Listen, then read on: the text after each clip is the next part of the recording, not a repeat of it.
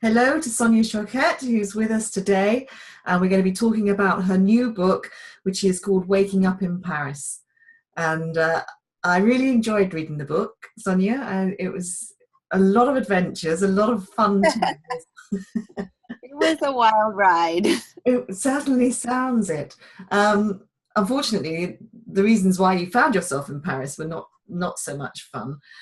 But the actual stories, there's a lot of excitement and fun in there. But what is the overall message that you want people to take from this? It's not exactly a travel log, is it? It's more than that. Actually, not at all. I believe, Claire, from my own experience and also in my role as an intuitive counselor and teacher for so long, that inevitably at some point in all of our lives as human beings, we're going to be met with some experience of unexpected and maybe unwanted change. Yes. And while from an ego point of view, we can look at this as, why is this happening to me? This is so unfair. From a soul level, we can look at it from a place of, well, this is happening because there must be some opportunity here for my soul to grow. And maybe even to reflect upon us that maybe who we've settled upon being, maybe we've outgrown. Yes. And there's more to us than what life is asking if we keep things the status quo. And so I think the message is that life changes, and it can be a very difficult journey, and changes can be very, very painful. It's what you're going to do with it. Yes. And what you allow yourself to do, and who you allow yourself to be and become. That really is the most important element of dealing with change on any level. I think one of the most powerful threads that came through for me when I was reading it was you talking about the fact that I think that a lot of women will identify with this, because so many of us find us in the role that you were playing for so much of your life, which is in service to others, your family, your friends, and that it's actually quite a scary place when you find yourself suddenly having to practice some self-love or to discover this other aspect to yourself. And it actually takes about 2 years before you really kind of find your authentic self. So what do you say to women who recognize it but don't have an impetus to change it necessarily? Well, I believe that we all need to have compassion for ourselves. I certainly think anybody over 40 has been groomed to be a caretaker from the first breath. So many layers and levels that even though, on a conscious level, even on a spiritual level, we say, I want to be who I am. There's been so many threads of who I am defined by who I love and what I do for others, that it took a while for me to peel those layers off and find what was left. And it took a lot of, in my case, my soul chose these grand adventures, but in my devotion as sort of a guide maybe for other women, it's like, you don't have to move to Paris. No.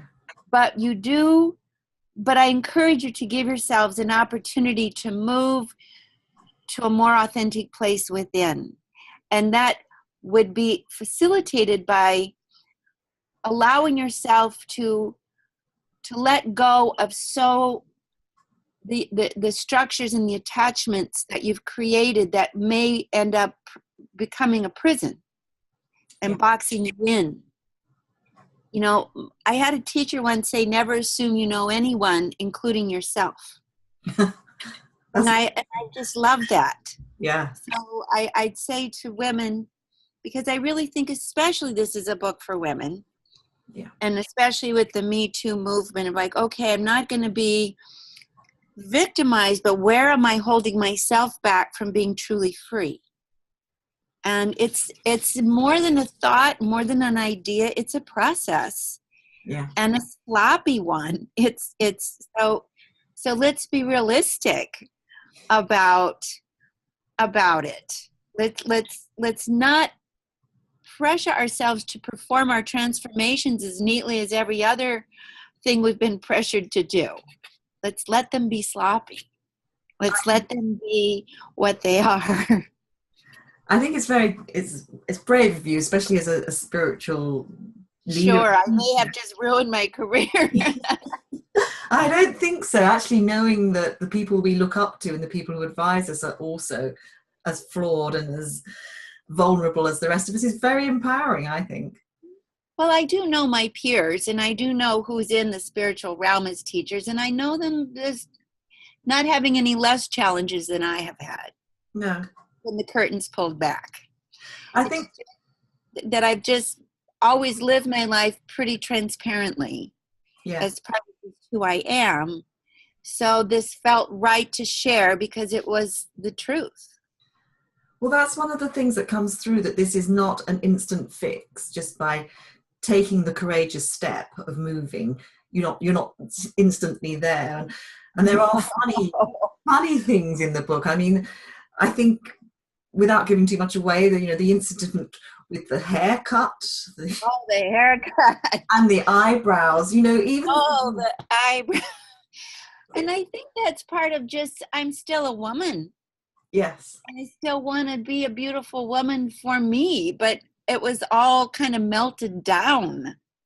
And I just was so willing to explore whatever yes. my impulses were suggesting without being too intellectual about it. Yeah, that's very interesting that the intellect often steps in at these times, doesn't it? And yeah, and maybe it could have, my intellect might have said, are you sure? And I don't live from that place. I definitely live from a very visceral, heart-based, responsive place. And I had a few face plants in the process, for sure. But it's okay, because if I could, in sharing my experience, encourage other women and other people, men too, to say, look, let's not settle for life didn't turn out and now I'm going to suffer. And let's not settle for I have to stay being who I had so tried to become. We can always never know who we are. Yeah. And but I think I'm not the same person I was when I moved there. No, that comes through. But it was interesting that you, through the book, I picked up that you recognize that there are some things that you need in order to be who you are, to be your authentic self. And one of the things in your case was grounding. So this monumental upheaval and move, which it was interesting. It was interesting because I also realized what other people give me that perhaps I didn't appreciate. Oh. For whatever else in my marriage where we didn't quite collaborate, I was given ground. And that ground, once pulled out underneath me, I had to find a new internal ground. And that was really important, but it was a very difficult process. I feel I've achieved it, even though I'm still not outwardly grounded. I don't have a home I own, but I have a sense of me that's grounded in me, that doesn't depend on external relationships now to create that. So I think my future relationships will be also more authentic and free, because I won't be using people to compensate. Right. Do you think that if you hadn't had the traumatic events that triggered these things, you would be where you are now in terms of, would you have had the courage to recognize that you weren't living as authentically as you could? I don't think so, Claire. I mean, I was always striving to live more authentically. I was always struggling. but at no point was I willing to give up what I had created. No. It was first, and it was an interesting thing if you look at the trajectory, but even preceding my divorce and leaving to Paris, my father, my brother, my husband, 3 major male archetypes removed Yeah. from my life. And I was left with just me alone without the male supports. And I really realized that, we're all a blend of male, female internally, and there was elements of my inner self that needed to be developed. And that would led me to be less. In fact, I think I'm quite completely done with a caretaking impulse. I can love freely and compassionately and generously, but it's not a let me take care of you impulse. I feel that that's one thing I've gained from all of this, is that my relationships have no unconscious agendas now. And I do feel I love more openly and authentically and fearlessly because of it.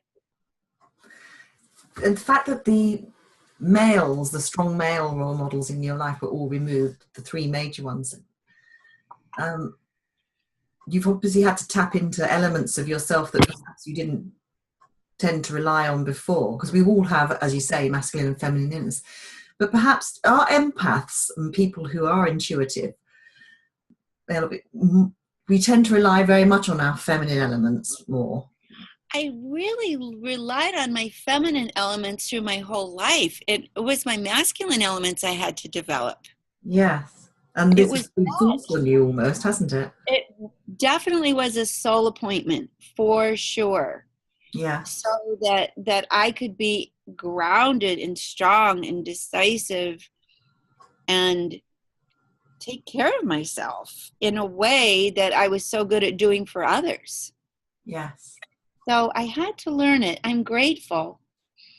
The whole thing was painful, of course, but exciting. I was alive.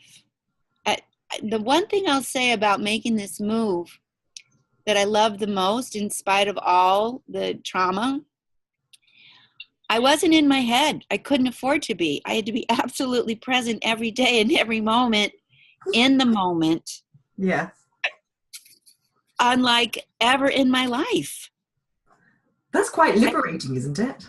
It trained me to be very conscious, very, very present. I couldn't indulge in a whole lot. Maybe before I went to sleep at night, I would wax and wane, but usually throughout the conscious day, I had to be front and center, just starting from the ground up, getting my food, learning the language, finding how to get my laundry done. I mean, it was such an insistent process of being present that I have to laugh at the universe and say, well done. Because, we spiritual people can talk about that and even have some facsimile of that and think I got it. But it wasn't like what my actual experience brought out in me. I really got it. Yeah. That's one of the things you stress in the book, and I think it's a great comfort to read, that even though you've understood on a certain level, you talk about my higher self understanding on all of this stuff, but actually it doesn't change how on an emotional emotional level, the human journey is, we can't bypass it. Yeah. I don't care how spiritual you are. And I really don't think spirituality is there to help us bypass it. It's to help us walk through it. That's interesting. And I think that a lot of people get confused about that. It's like, if you're spiritual, how can you suffer this? Right. As if being spiritual would somehow make me exempt from the human vulnerabilities, the human temporariness, the human struggle. And no spiritual ideology, no spiritual perspective can protect you from life. We're human, we're temporary, we're vulnerable, we're here to grow. Yeah. So I think it's like I said, I'm very, very intuitive. For other people, really, truly, it's a skill of mine that's very, very developed. But for myself, it was like being intuitive underwater. You know, I still had to go into my own emotional waves of what is going on. How did this happen? And I do believe for me it was a divine appointment, because from the moment we decided to get divorced to the moment we got divorced was like a whirlwind of 6 weeks, and almost like a greater force took over for both of us, that we needed to have separate experiences, and it was just destiny, right, soul destiny, to grow separately in this way. I think that we also were a bit codependent, and it was holding 32 back. years. Yeah, and it was radical.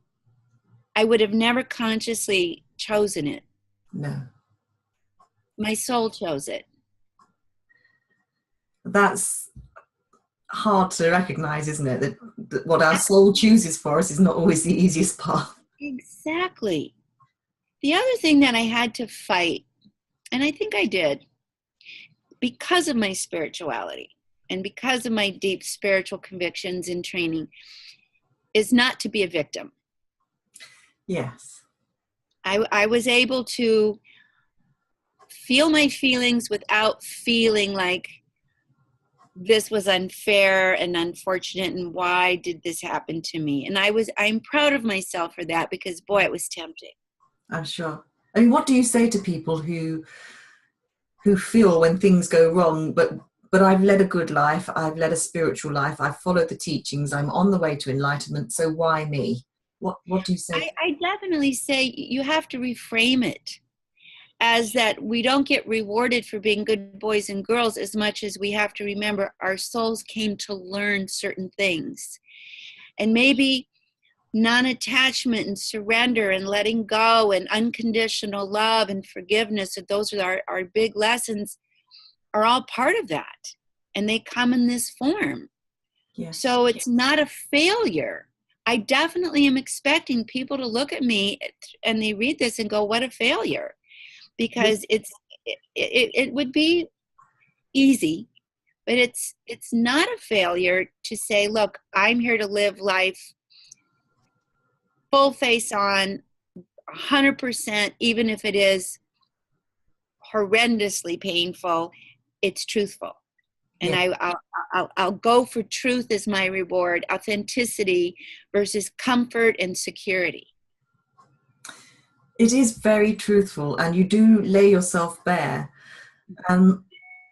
But I'm surprised that you say that you think people will judge you. But do you think, is it fear of judgment that stops people doing the things I that... think so, which is why I was willing to write this. It's like, I'd rather take the risk of being judged if it could encourage another woman to live beyond the safety zone.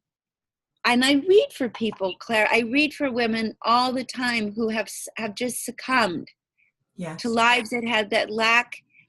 They're just clinging to security and their souls are dead. And I have a lot, I experience this a lot with clients, a lot. So it doesn't mean get a divorce, but it means break out of the identity that you so feel keeps you safe. Yes.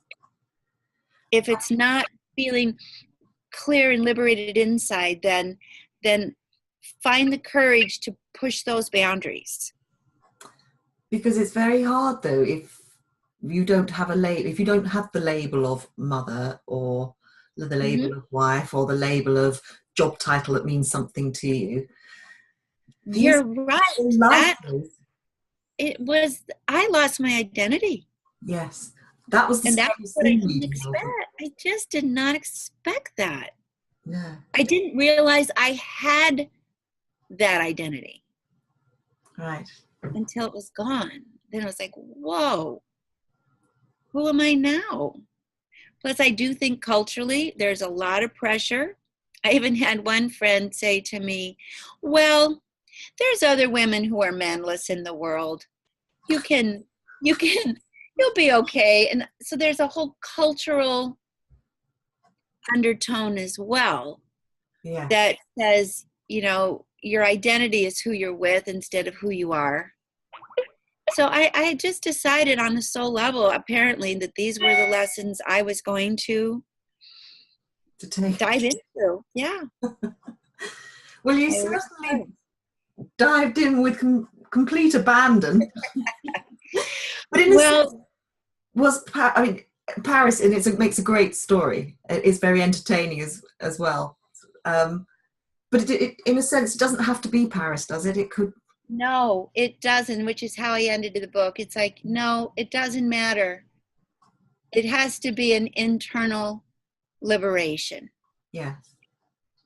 It has to be an internal liberation.